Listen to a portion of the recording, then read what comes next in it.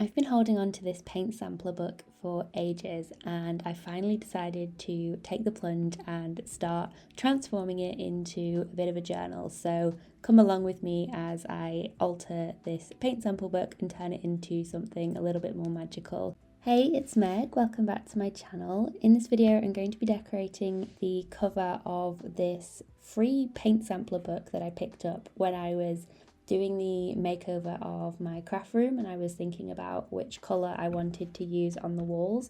And so this was just one of many different samplers that I was looking at as I was trying to decide on a colour, and I ended up keeping this one because it was one of those things where I thought that's actually quite a nice shape, the concertina style, rather than just a little booklet. So it sort of stayed in my little box of things that I might do things with, and I decided that today was the day I was going to actually make a start on working on this. So the format is very similar actually to the no-sew junk journals that I've made previously, except this one is obviously pre-made, but it does kind of follow the junk journal feel in that this was literally just something that I picked up for free, and so I'm able to upcycle it a bit and give it a new life as a little bit of an art journal, I suppose.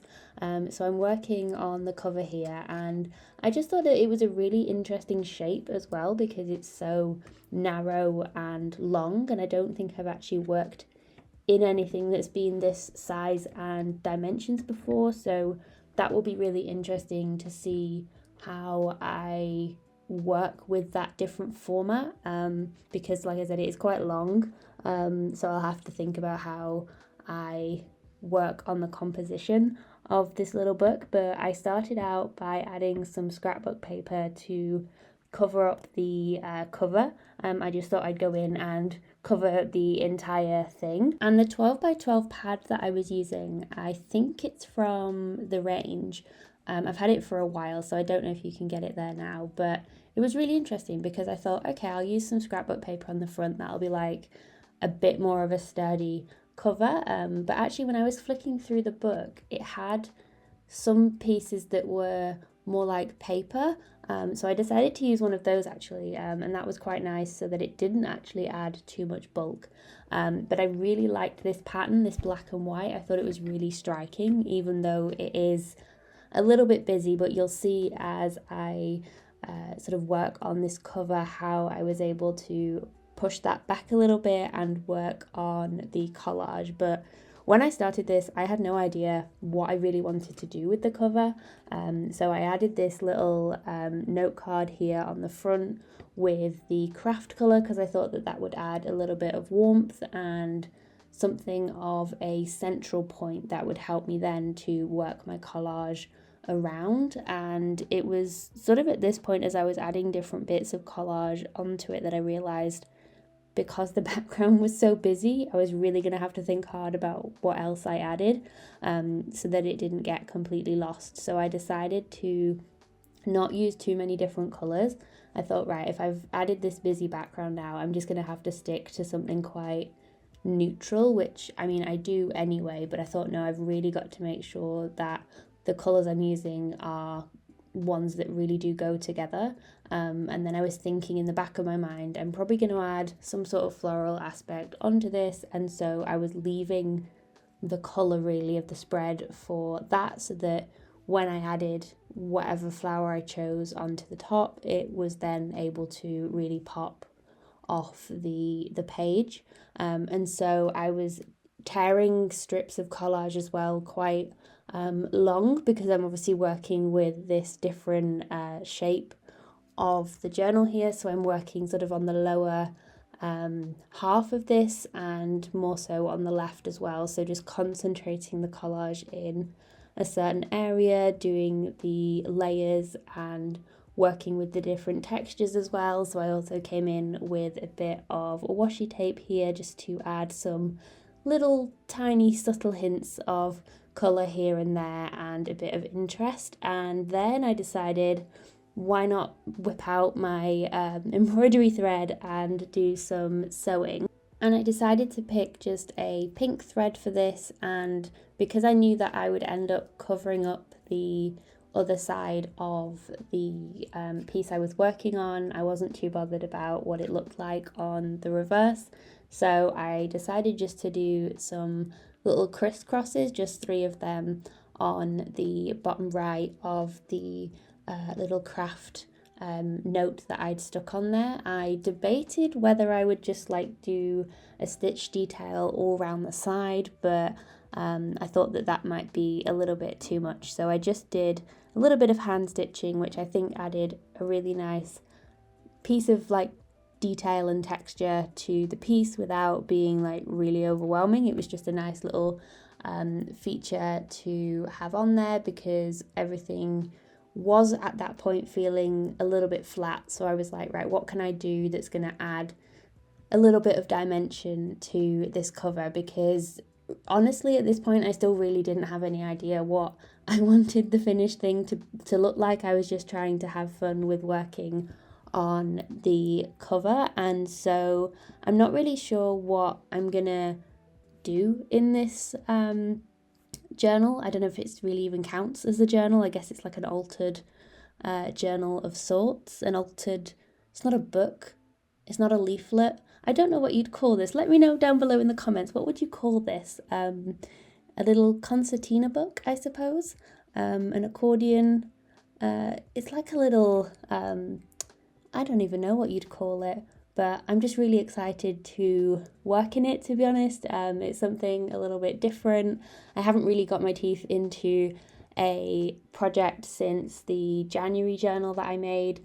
I've been working in my other altered book, which I've posted a few videos working in that, which I will leave linked up above if you haven't seen any of those. I really loved working in that little book. That's actually one that I originally started for last year's 100-day project. Obviously didn't do that at all, but it was really nice to get started with that, and then it's just been something that I've been able to dip in and out of. So I definitely think that this journal is probably going to be the same. I will dip in and out of it. I'm definitely looking forward to making a few spreads soon though, but I will make it a series and we can work on this journal together.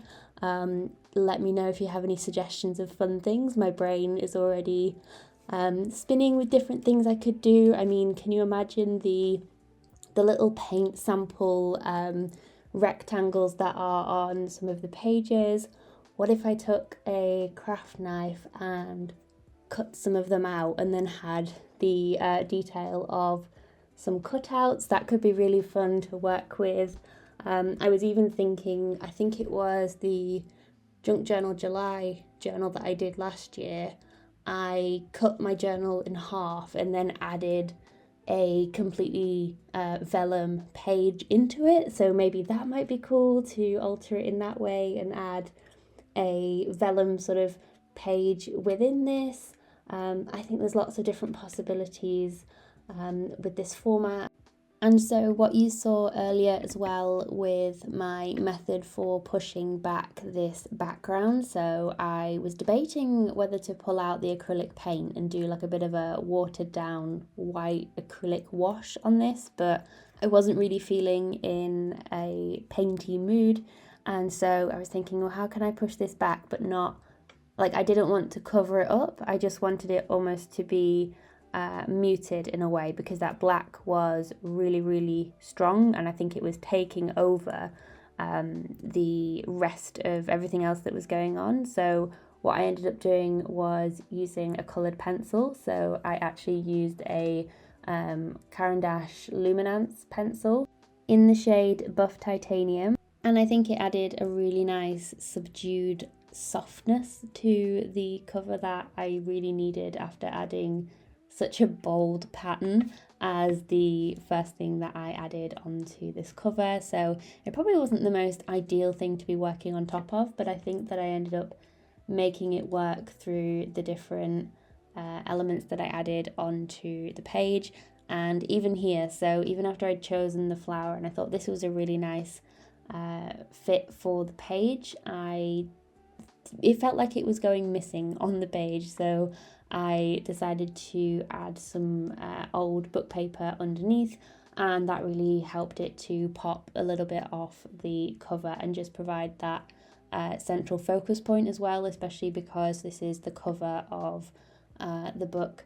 And then I just got out my little mini stamps here and just stamped the word grow onto the cover, just because I wanted some form of wording. It felt like there was a little bit of a gap, and so that's what I decided to add on there.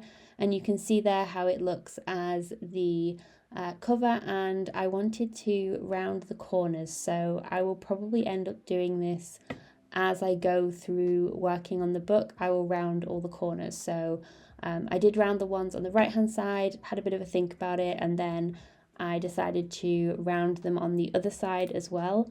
So I think this will just give it a really nice, like, polished, finished look to the overall book. And you can see there how it works with the pages that are attached. And then I circled the word grow with my Uniball Signo, my favourite white pen to use in my journals. And that is the finished cover. So I hope you enjoyed the process of this, and I'm definitely looking forward to working in this in future videos. So I hope you have a wonderful rest of your day. I'll see you in the next one. Bye guys.